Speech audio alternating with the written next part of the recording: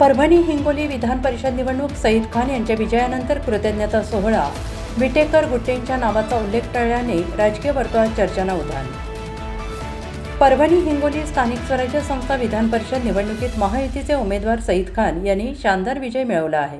या विजयानंतर आयोजित पत्रकार परिषद आणि जाहीर आभार कार्यक्रमात सईद खान यांनी महायुतीचे सर्व प्रमुख नेते, पदाधिकारी आणि कार्यकर्त्यांचे जाहीर आभार मानले। मात्र विजयी भाषणात महायुतीचे दोन महत्त्वाचे खांब असलेले आमदार राजेश विटेकर आणि आमदार रत्नाकर गुट्टे यांच्या नावाचा उल्लेख करणे सईद खान यांनी साफ टाळल्याने सध्या संपूर्ण जिल्ह्याच्या राजकीय वर्तुळात उलटसुलट चर्चांना उधाण आलं आहे।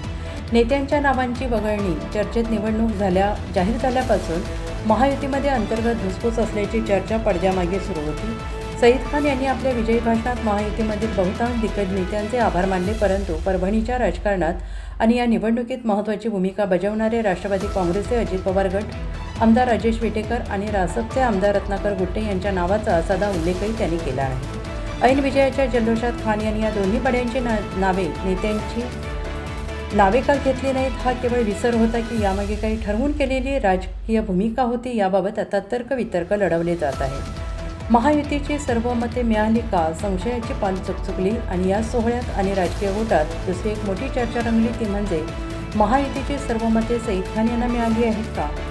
सूत्रांकडून मिळालेल्या माहितीनुसार मतदानाच्या आकडेवारीची फोड केली असता महायुतीच्या एकूण संख्याबळाच्या तुलनेत काही मते फुटल्याची किंवा बाद झाल्याची शक्यता वर्तवली जाते आहे।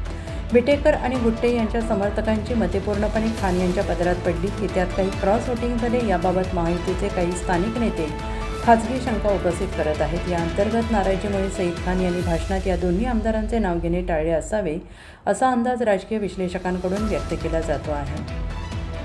कार्यकर्त्यांमध्ये जल्लोष मात्र नेत्यांमध्ये शांतता। सईद खान यांच्या विजयानंतर महायुतीच्या कार्यकर्त्यांनी परभणी आणि हिंगोलीत ठिकठिकाणी फटाके फोडून गुलाल उधळून जोरदार जल्लोष केला। मात्र या जल्लोषात दोन्ही आमदारांच्या समर्थकांची आणि स्वतः आमदारांची देहबोली बरंच काही सांगून जाणारी होती।